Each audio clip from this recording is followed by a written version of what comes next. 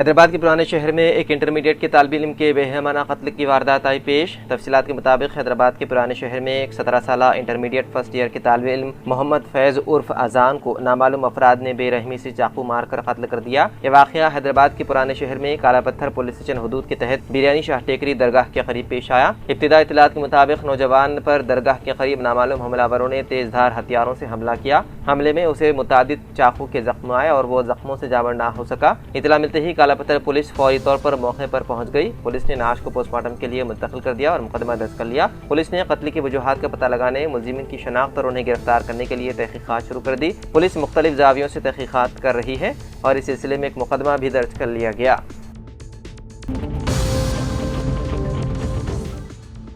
हिंदुस्तानी badminton star PV Sindhu ने तारीख रकम कर दी। वो जापान ओपन का टाइटल जीतने वाली पहली हिंदुस्तानी बैडमिंटन खिलाड़ी बन गई। खवातीन के सिंगल्स फाइनल में सिंधु ने जापान की स्टार खिलाड़ी यामागुची को मुसलसल 2 गेम्स में शिकस्त देकर ये एजाज अपने नाम किया। सख्त मुकाबले में सिंधु ने 17-21 और 17-21 से कामयाबी हासिल की। खवातीन के सिंगल्स मैच के आगाज से ही पीवी सिंधु ने जारहाना खेल का मुजाहरा किया। क्रॉस कोर्ट ड्रॉप्स और ताकतवर स्मैश के जरिए उन्होंने यामागुची पर दबाव बढ़ाया। पहले गेम में आखिर तक सख्त मुकाबला जारी रहा। ताहम अहम लम्हात में मुसलसल पॉइंट्स हासिल करते हुए सिंधु ने 17-21 से गेम अपने नाम कर लिया। पहला गेम जीतने के बाद सिंधु ने दूसरे गेम में भी अपनी जारहत बरकरार रखी। यामागुची के नेट गेम का मौसर अंदाज में सामना करते हुए सिंधु ने दूसरा गेम भी 17-21 से जीत लिया और जापान ओपन टाइटल अपने नाम कर लिया।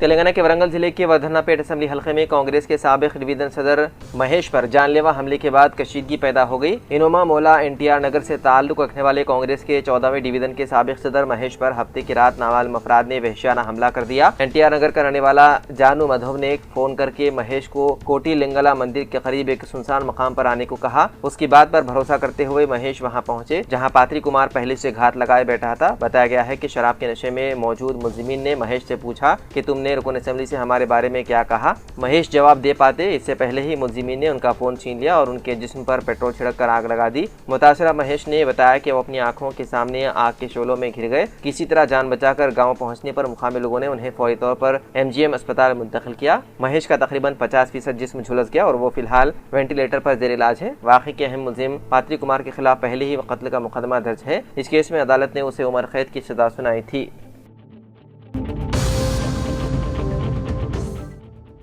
तेलंगाना के वज़ीर आला रेवंत रेड्डी ने हुकाम को हिदायत दी है कि खाने पीने की अशिया और अद्वियात में मिलावट की रोकथाम के लिए सख्त कानून तैयार किया जाए। उन्होंने कहा कि सब्जियों, फलों, दूध और ग़िज़ाई अशिया में मिलावट की वजह से अवाम बीमार हो रहे हैं। वज़ीर आला ने MCHRD में ग़िज़ाई अशिया और अद्वियात में मिलावट की रोकथाम के इक़दाम का जायजा लिया। इस मौके पर उन्होंने तशवीश का इज़हार करते हुए कहा कि पत्तों वाली सब्जियों और दूध को ज़्यादा दिन तक महफूज रखने और फलों को जल्द पकाने के लिए बेदरीग केमिकल्स का इस्तेमाल किया जा रहा है, जिससे अवाम की सेहत मुतासिर हो रही है। वज़ीर आला ने कहा कि खाद और कीड़े मार अद्वियात के ज्यादा इस्तेमाल की वजह से ज़राई पैदावार में भी कीमियाई अज्जा के असरात पाए जा रहे हैं, जिनके बाइस बाद मुमालिक हिंदुस्तान से ज़राई अशिया दरामद करने से इनकार कर रहे हैं। उन्होंने कहा कि बाजार में नामियाती मसनूआत के नाम पर अशिया महंगे दामों पर फरोख्त की जा रही है, लेकिन ये साबित करने का कोई मुनासिब निज़ाम मौजूद नहीं कि वो वाकई नामियाती मसनूआत है या नहीं। रेवंत रेड्डी ने हुकाम को हिदायत दी है कि मिलावट की रोकथाम के लिए जामे क़वानीन रखने वाले मुमालिक का दौरा करके वहाँ के तरीक़ेकार का मुतालिया किया जाए और एक जामे रिपोर्ट तैयार की जाए। उन्होंने मिलावट की रोकथाम के लिए पहले क्योर इलाके को पायलट प्रोजेक्ट के तौर पर मुंतखब करने की तजवीज़ पेश की है।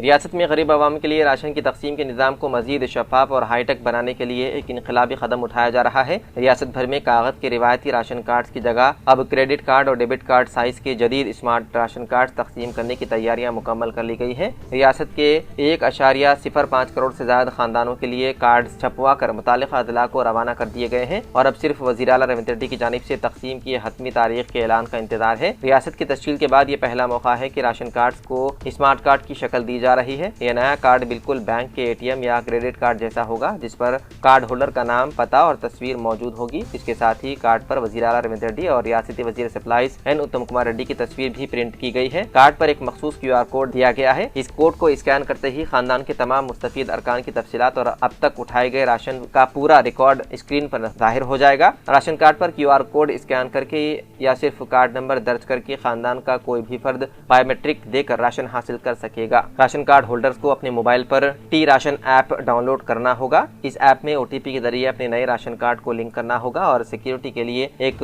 M पिन बनाना होगा। रियासत में जुमला 1,05,42,188 राशन कार्ड हैं, जिसमें मुस्तफीदीन की जुमला तादाद 3,39,96,249 से ज़ायद है।